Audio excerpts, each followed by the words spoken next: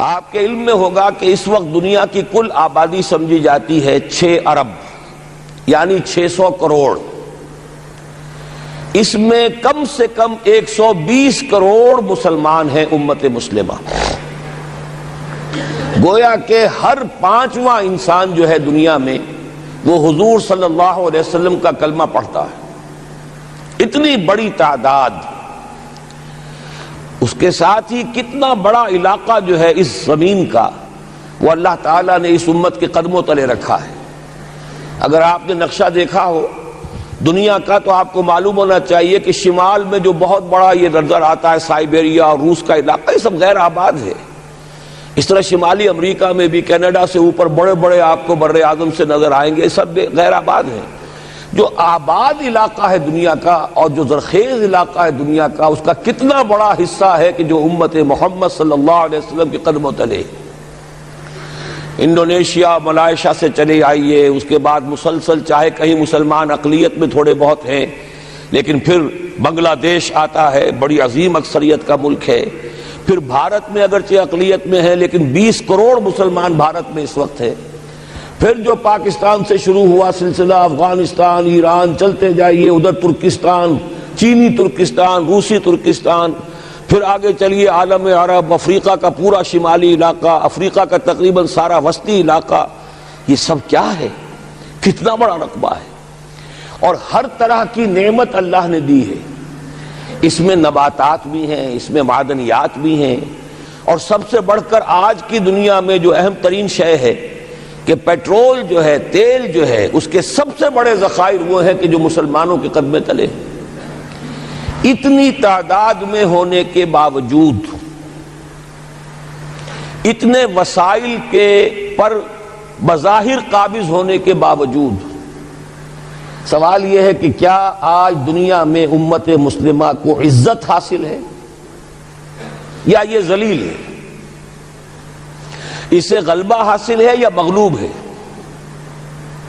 اسے کوئی دنیا میں وقار حاصل ہے یا یہ بالکل بے وقار ہو کر رہ گئی؟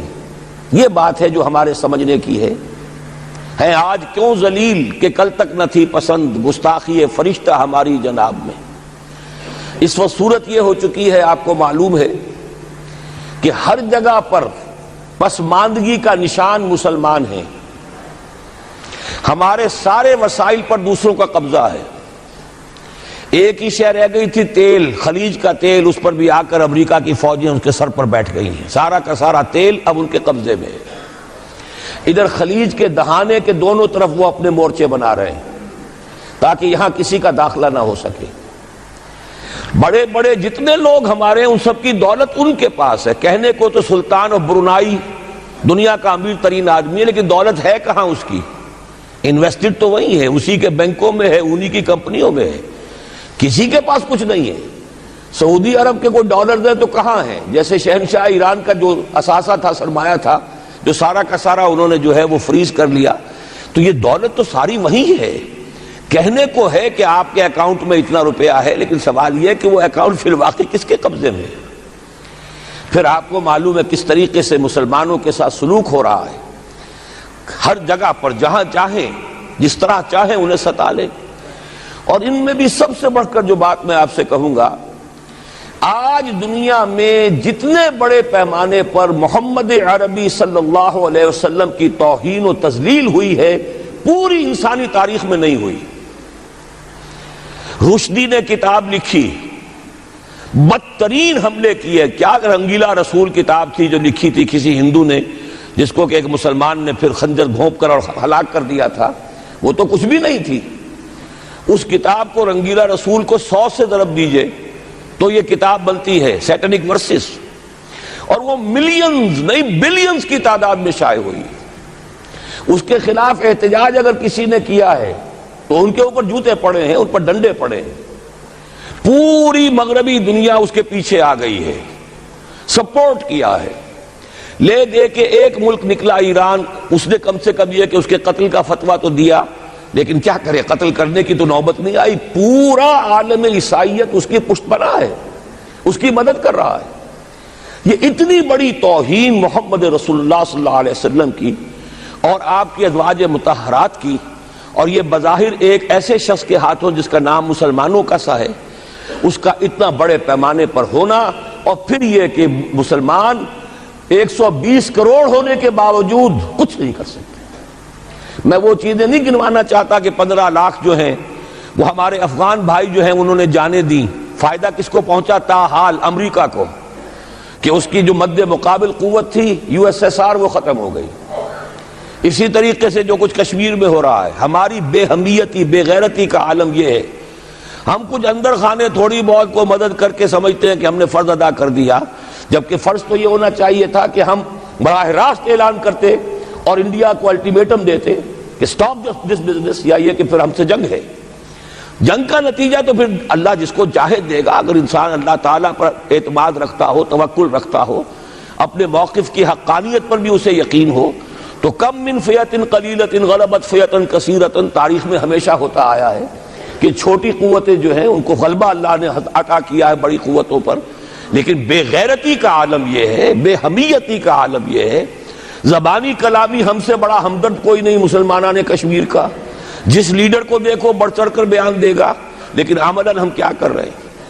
یہ ساری صورتحال جو میں نے آپ کو بتائی ہے، ویسے تو اب یہ کہ اگر اس میں ایک خاکہ سا میں نے آپ کے سامنے رکھا ہے، اس میں رنگ بھروں تو ظاہر ہے کہ یہ پورا گھنٹہ اسی میں لگ جائے گا، لیکن جو اس کا اصل لب لباب ہے وہ یہ ہے کہ ہم اپنی جگہ بڑے خوش ہیں کہ ہم امت مرحوم ہیں، ہم تو امت محمد ہیں صلی اللہ علیہ وسلم، ہم تو اللہ کے پیارے ہیں، ہم اللہ کے لاڈلے ہیں، ہمیں اللہ کی شفاعت، ہمیں اللہ کے رسول کی شفاعت بھی ملے گی، جنت تو گویا کہ ہمارا پیدائشی مقام ہے۔ یہ سارے جو بھی ہمارے ذہنوں کے اندر ہیں خیالات، اور یہ جو ہمارے من گھڑت عقائد ہیں، آپ سوچئے کہ جب ہم جو آبجیکٹو کنڈیشنز ہیں، گیون کنڈیشنز ہیں، جو سامنے کے حالات ہیں، ان سے جب تقابل کرتے تو معاملہ بہت مختلف ہے۔ یہ کیوں ہے؟ اصل میں سوال جب تک آپ اپنے سامنے نہیں رکھیں گے، اس کا جواب جو ہے اب اس پر غور کیجئے، کیوں ہے؟ کیا اللہ تعالیٰ کو محمد الرسول اللہ کی عزت و حرمت پیاری نہیں ہے؟ کیا محمد الرسول اللہ اللہ کے پیارے نہیں ہیں؟ حبیب رب العالمین نہیں ہے؟ کیا اللہ تعالیٰ کو کفار سے زیادہ محبت ہے؟ کیا وجہ ہے؟ رحمتیں ہیں تیری اغیار کے کاشانوں پر، اور برف گرتی ہے تو بیچارے مسلمانوں پر۔ سائنس میں وہ آگے ہیں، مالیات پر ان کا شکنجہ کسا ہوا ہے پوری دنیا پر، تہذیب ان کی ہے، تمدن ان کا ہے، ہم تو ان کے کیمپ فالوورز ہیں، نقش قدم پر چل رہے ہیں، ہم تو ان کی صرف یہ کہ نقالی کر رہے ہیں۔ تو سوچئے وجہ کیا ہے؟ کیا اللہ کو کفر زیادہ پسند ہے اسلام سے؟ کیا اللہ کو محمد الرسول اللہ صلی اللہ علیہ وسلم کی عزت و حرمت کا کوئی خیال نہیں؟ سوچنے کی بات ہے۔ ظاہر بات ہے کہ ان سوالات کا جواب تو ہاں میں آپ نہیں دے سکتے، یقیناً ایسا نہیں ہے۔ بہرحال وہ کافر ہیں، وہ اللہ کو نہیں مانتے، اللہ کے رسول کو نہیں مانتے، چلیے اللہ کو کسی نام سے مان لیا، گاڈ کہہ دیا، لیکن اللہ کے رسول کو تو نہیں مانتے۔ ایمان کا سارا دار و مدار تو رسالت پر ہے، اللہ کے اس کلام کو تو نہیں مانتے، اور اس کے باوجود ان کے لیے عزت ہے۔ رحمتیں ہیں تیری اغیار کے کاشانوں پر، برف گرتی ہے تو بیچارے مسلمانوں پر۔ یہ ایک لمحہ فکریہ ہے، یہ سوچنے کی بات ہے کہ ایسا کیوں ہے۔ اس کا جو جواب میں آپ کو دوں گا وہ ذرا سا کڑوا جواب ہے۔ نوارا تلخ ترمیزن چو ذوق نغمہ کمیابی، بات کہنی پڑتی ہے جب تک کہ کڑوی بات کہی نہ جائے، حقائق کو دیکھنے کی جرت پیدا نہ کی جائے، مواجہہ نہ کیا جائے، فیکٹس کو فیس نہ کیا جائے، اس وقت تک بات صحیح نہیں ہوگی، اور نہ ہم صحیح تشخیص کر سکیں گے، نہ صحیح تجویز کی طرف ہمارا ذہن منتقل ہوگا۔ میں بہت سخت بات کہہ رہا ہوں، آج آسمان کے نیچے اس زمین پر عذاب الہی میں گرفتار امت مسلمہ ہے۔ بالفعل آج ہم امت مرحومہ نہیں ہیں، رحمت والی امت نہیں ہے، امت معذبہ ہیں۔ آج ہم پر اللہ کا عذاب ہے۔ وہ کیوں ہے؟ دیکھیے اللہ کا قانون یہ ہے، اور یہ اللہ کی سنت ہے، میں نے اپنی ایک کتاب میں اس پر مفصل بہت مضمون لکھا ہے، قرآن کا قانون عذاب۔ ایک عذاب تو آیا کرتا تھا ان قوموں پر جن کی طرف اللہ رسول بھیجتا تھا، اِنَّا أَرْسَلْنَا نُوحًا إِلَىٰ قَوْمِهِ، اگر رسول کی بات مان لی تو قوم کے لیے بہت خوشحالی ہے، مبارکباد ہے، اللہ کی رحمتوں کے سائے ہیں، اور نہیں مانی تو بربادی ہے، تباہی ہے، خاتمہ ہے۔ پوری قوم نوح غرق کر دی گئی، پوری قوم عاد ختم کر دی گئی، حضرت ہود کو نہیں مانا۔ پوری قوم سمود ختم کر دی گئی، حضرت صالح کو نہیں مانا۔ عمورہ اور صدوم کی بستیاں ختم کر دی گئی، حضرت لوط کو نہیں مانا۔ آل فرعون غرق کر دیے گئے، حضرت موسیٰ کو نہیں مانا۔ مدین کے علاقے کو تباہ کر دیا گیا، حضرت شعیب کو نہیں مانا۔ یہ بات سمجھ میں آ گئی؟ لیکن جب سے نبوت اور رسالت کا سلسلہ ختم ہوا، اس قسم کا عذاب اب دنیا میں نہیں آ سکتا۔ وَمَا كُنَّا مُعَذِّبِينَ حَتَّى نَبْعَثَ رَسُولًا، ایسا عذاب ہم نہیں بھیجتے رہے جب تک کہ رسول کو نہ بھیج دیں۔ رسول آ گیا، اس نے حق کو بیان کر دیا، بات کو کھول کھول کر مبرہن کر دیا، ہر چیز واضح کر دی، کوئی مغالطے کا امکان نہ رہا۔ جاء الحق وزهق الباطل، ہر شے جو ہے دودھ کا دودھ، پانی کا پانی جدا ہو گیا۔ اب بھی جس نے نہیں مانا تو معلوم ہوا اس میں کوئی خیر نہیں ہے، اب خیر کا فقدان ہے۔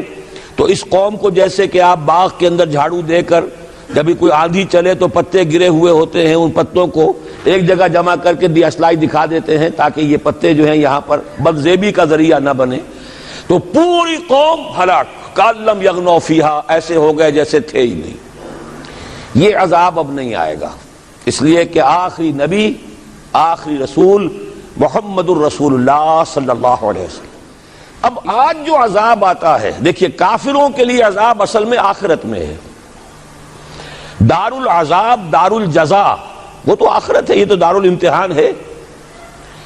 اب جو عذاب آتا ہے وہ اس قوم پر جو ہو تو حامل کتاب الہی، شریعت خداوندی کی کسٹوڈین، اللہ کے رسول کی نام لیوا، اس کے ساتھ عشق کا دعویٰ کرنے والی، عمل اس کے برعکس ہو۔ حالانکہ اللہ نے اگر اسے وہ مقام دیا، اللہ نے اس کی طرف رسول بھیجا اور اسے رسول کے امتی بننے کا شرف عطا کیا، اسے اپنا کلام دیا، کتاب دی، اسے اپنی شریعت دی، تو کس لیے دی؟ تاکہ اس پر خود بھی عمل کریں، اسے دوسروں تک بھی پہنچائیں۔ وہ گویا کہ اس روئے ارضی پر وہ امت، وہ قوم اللہ کی نمائندہ قوم ہوتی ہے، ریپرزنٹیٹو ہوتی ہے۔ اے انسانوں، ہمارے پاس ہے تمہارے خالق اور مالک اور پروردگار کا قانون، ہمارے پاس ہے اس کی ہدایت، ہمارے پاس ہے اس کی کتاب، ہمارے پاس ہے اس کے رسول کا اسوہ۔ آؤ ہماری طرف، ہمیں جانچو، ہمیں پرکھو، ہمیں دیکھو، ہم واقعتاً اسی کتاب کے مطابق چل رہے ہیں نا؟ دیکھ لو ہم جو کہتے ہیں وہی کرتے ہیں نا؟ وہی بات تو نہیں ہے کہ لما تقولون ما لا تفعلون، کبر مقتا عند اللہ ان تقولوا ما لا تفعلون۔ آؤ دیکھو ہم نے اس کتاب کے مطابق، اللہ کی ہدایت کے مطابق کیسا اچھا معاشرہ بنایا ہے، کیسا انصاف ہے، کیسا امن ہے، کیسا بھائی چارہ ہے، کیسی اخوت ہے۔ آؤ دیکھو ہمارے ہاں تقسیم دولت کا نظام کتنا صحیح ہے۔ ایسا نہیں ہے کہ کوئی جو ہے اسے دولت کی بدہضمی ہو رہی ہو اور کوئی وہ ہے کہ جو بھوکا مر رہا ہو، ایسا نہیں ہے۔ دیکھو ہمارے ہاں انسانی شرافت، انسانی عزت، انسانی پریسٹیج اور انسانی حقوق۔ لا يبقى على ظهر الارض بيت وبر ولا مدر الا ادخله الله كلمة الاسلام بعز عزيز وذل ذليل، اما يعزهم الله فيجعلهم من اهلها او يذلهم فيدونون لها۔ یہ ہے حدیث مسند احمد ابن حنبل کی۔ اور حضرت مقداد فرماتے پھر میں نے کہا اچھا تب تو ہو جائے گی وہی بات، وَيَكُونَ الدِّينُ كُلُّهُ لِلَّهِ، دین کل کا کل اللہ کے لیے ہو جائے گا۔ حدیث کا ترجمہ یہ ہے کہ حضور نے فرمایا روئے زمین پر نہ کوئی اینٹ گارے کا بنا ہوا گھر رہے گا، نہ کوئی اونٹ کے بالوں کے بنے ہوئے کمبلوں کا خیمہ رہے گا جس میں اللہ تعالیٰ کلمہ اسلام کو داخل نہ کر دے۔ لیکن یہ داخلہ دو طریقے سے ہوگا، بعز عزیز و ذل ذلیل، یا صاحب عزت کے اعزاز کے ساتھ، یا کسی مغلوب کی مغلوبیت کے ساتھ۔ یعنی یا تو اللہ تعالیٰ ان کا اعزاز فرمائے گا اور وہ کلمہ اسلام کے خود قائل ہو جائیں گے، جب گھر والا خیمے والا اسلام لے آئے گا تو اسلام اس کے گھر میں داخل ہوگا، اس کو بھی عزت نصیب ہوگی۔ وَلِلَّهِ الْعِزَّةُ وَلِرَسُولِهِ وَلِلْمُؤْمِنِينَ، عزت تو حق ہے اللہ کا، اس کے رسول کا اور اہل ایمان کا۔ اور اگر وہ اسلام قبول نہیں کرے گا تو یؤتُ الْجِزْیَةَ عَنْ یَدٍ وَهُمْ صَاغِرُونَ، چھوٹے ہو کر رہنا پڑے گا، جزیہ دینا ہوگا، اسلام کی بالادستی قبول کرنی ہوگی۔ بتائیے اس کے بعد بھی کوئی شک ہے؟ یہ ہے آسمانی نقشہ۔ یہ اللہ فرما رہے ہیں واللہ متم نورہ ویابی اللہ الا یتم نورہ لیظہرہ علی الدین کلہ ولو کرہ المشرکون، یہ اللہ کا فیصلہ ہے۔ ادھر یریدون لیطفئوہ ہے، یہ زمینی نقشہ ہے۔ اب شکل کیا ہے؟ اب میں آپ سے عرض کر دوں کہ ان دونوں کے مابین جو خلا نظر آ رہا ہے، کوئی شخص یقین کے ساتھ نہیں کہہ سکتا کہ اب حالات کا کیا رخ ہوگا، اس لیے کہ ظاہر بات ہے قرآن مجید میں مستقبل کے بارے میں خود حضور سے کہلوایا گیا، وَإِنْ أَدْرِي أَقَرِيبٌ أَمْ بَعِيدٌ مَا تُوعَدُونَ، لوگوں مجھے معلوم نہیں ہے کہ جس بات کی تمہیں خبر دی جا رہی ہے وہ قریب آ چکا ہے یا دور ہے۔ وَإِنْ أَدْرِي لَعَلَّهُ فِتْنَةٌ لَكُمْ وَمَتَاعٌ إِلَىٰ حِينٍ، اور میں نہیں جانتا، ہو سکتا ہے اللہ کچھ اور مہلت دے دے تمہیں، اور کچھ اور آزمائش جو ہے اس کے لیے تمہارے لیے کوئی اور مہلت عطا فرما دے، ہو سکتا ہے۔ تو میں بھی کسی دعوے سے نہیں کہہ رہا، لیکن دو امکانات ہیں۔ امکان نمبر ایک کیا ہے؟ ابھی عالم اسلام کا ایک سالڈ بلاک ہے جو یہودی ورلڈ آرڈر کی نگاہوں میں کھٹک رہا ہے۔ میں کھٹکتا ہوں دل یزداں میں کانٹے کی طرح، اگرچہ ان کی اسٹریٹجی کیا ہے؟ ایک ایک کر کے ان کے حصے بکھرے کر کے تیا پانچا کرو۔ ابھی وہ بلاک کون سا ہے؟ ایران ہے، افغانستان ہے، پاکستان ہے، اور روسی ترکستان سے آزاد ہونے والی جو ریاستیں ہیں، یہ ایک سالڈ بلاک ہے۔ یہ عجمی مسلمان عربی نہیں، عربی گئے، یہ نوٹ کر لیجئے، اس لیے کہ عربوں کو اللہ نے فضیلت دی تھی، محمد ان میں سے تھے صلی اللہ علیہ وسلم، یہ رتبہ بلند ملا جن کو مل گیا۔ لیکن ساتھ ہی اللہ نے دھمکی بھی دے دی تھی سورہ محمد میں، ان تتولوا یستبدل قوما غیرکم، اگر تم پیٹھ دکھا دو گے اس مشن کو جو ہم نے تمہارے حوالے کیا ہے، تمہیں ہٹائیں گے، کسی اور کو لے آئیں گے۔ اور یہ بات ہو چکی ہے 13ویں صدی عیسوی میں، 1258 میں جب سقوط بغداد ہوا ہے، عربوں کے ہاتھ سے عالم اسلام کی قیادت چھین لی گئی، معزول کر دیے گئے۔ اس کے بعد قیادت کن کے ہاتھوں میں آئی؟ ترکوں کے ہاتھ میں، ترکان تیموری ہندوستان میں، ترکان صفوی ایران میں، ترکان سلجوقی مڈل ایسٹ میں، اور ترکان عثمانی کا تو کہنا ہی کیا ہے، وہ ایشیا مائنر سے چل کر آپ کو معلوم ہے کہ مشرقی یورپ کا کتنا بڑا علاقہ، دی گریٹ آٹومان امپائر اس صدی کے آغاز تک قائم تھی۔ اس صدی میں عجیب عجیب معجزے ہوئے ہیں۔ گریٹ آٹومان امپائر جو 3 بر اعظموں پر محیط، نام و نشان ختم۔ The great U S S R, نام و نشان ختم۔ اب تو روس صاحب ایک ملک کی حیثیت سے رہ گئے۔ یہ اس صدی میں دو اور وقت نہیں ہے میں اور آپ کو کیا بتاؤں، اس صدی میں تو بڑے بڑے عجیب عجوبے ہوئے ہیں، بڑی بڑی 2 عظیم جنگیں ہو چکی ہیں، تیسری جو ہے سر پر کھڑی ہے، دور نہیں ہے، جس کو حدیث میں کہا گیا ہے الملحمۃ العظمی، تاریخ انسانی کی عظیم ترین جنگ، اور وہی صلیبی جنگ جس کا آغاز بوسنیا سے ہو چکا ہے۔ بہرحال اس وقت جو میں کہہ رہا تھا، ورنہ میرے پاس تو یعنی یہ کہ درد دل کہنے کے لیے وقت نہیں ہے، مجھے اپنی بات کو محدود کرنا پڑ رہا ہے، لیکن میں اب آ رہا ہوں اصل موضوع کی طرف، کہ ایک امکان تو یہ ہے کہ اس بلاک میں اسلام کا احیاء ہو، اور اس کے لیے کچھ نویدیں بھی موجود ہیں احادیث نبویہ میں۔ وہ تو آپ نے سنا ہوگا اقبال کا شعر، میرے عرب کو آئی ٹھنڈی ہوا جہاں سے، میرا وطن وہی ہے، میرا وطن وہی ہے۔ حدیث میں آتا ہے یخرج ناس من المشرق یؤتون للمہدی یعنی سلطان ہی، مشرق سے فوجیں نکلیں گی کہ جو کہ مہدی کی حکومت قائم کریں گی۔ یہ مہدی اہل تشیع کے مہدی اور ہیں، ہمارے مہدی اور ہیں۔ اہل تشیع کے عقیدے کے مطابق ان کے بعد میں امام جو روپوش ہو گئے تھے وہ امام مہدی ہے، وہ ظاہر ہو جائیں گے، ابھی امام غائب ہیں، پھر وہ ظاہر ہو جائیں گے۔ ہمارے نزدیک یہ مہدی پیدا ہوں گے یا ہو چکے ہوں، اور یہ ہوں گے حضرت فاطمہ کی نسل ہی سے رضی اللہ تعالی عنہا، لیکن عالم عرب کے اندر پھر ایک طاقت بن کر ابھریں گے، باطل کی قوتوں کے خلاف جہاد کریں گے، لیکن ان کو مدد آئے گی دو طرف سے، ایک زمینی مدد آئے گی مشرق سے، ایک آسمانی مدد آئے گی، عیسیٰ ابن مریم کا نزول، حضرت مسیح علیہ الصلوۃ والسلام جو زندہ آسمان پر اٹھائے گئے تھے نازل ہوں گے، اور در حقیقت ان دو مددوں کے نتیجے میں پھر یہود کا قلع قمع ہوگا، اور یہی گریٹر اسرائیل ان کا گریٹر گریو یارڈ بن کر رہے گا، عظیم تر قبرستان بن کر رہے گا۔ اس کی بڑی واضح حدیثیں موجود ہیں، اس کی بڑی تفصیلی خبریں موجود ہیں، یہ احادیث کی کتب کے اندر، بدقسمتی سے ہماری اس کی طرف توجہ نہیں ہے۔ ایک تو یہ ہو سکتا ہے، اسی طریقے سے ایک اور حدیث ہے، یخرج من خراسان رایات و سود، اور یہ مسلم شریف کی روایت ہے، نوٹ کیجئے گا، نہیں ترمذی شریف کی روایت ہے، یخرج من خراسان رایات و سود لا یردها شیء حتی تنصب بایلیا، اور خراسان حضور کے زمانے میں آج کے افغانستان کا نام تھا۔ یہ افغانستان میں جو جہاد ہوا ہے، غلطیاں ہوئی ہیں اور غلطیوں کا خمیازہ بھگت رہے ہیں، یہ تو اللہ تعالیٰ کی سنت ہے جس میں اللہ نے صحابہ کو بھی ایگزمپٹ نہیں کیا، غلطی کی سزا دی ہے۔ 35 صحابہ کی غلطی غزوہ احد میں ہوئی، جہاں سے حکم تھا کہ مت ہٹنا، 50 میں سے 35 ہٹ گئے، نتیجہ کیا نکلا؟ فتح شکست میں بدل گئی، 70 صحابہ شہید ہو گئے۔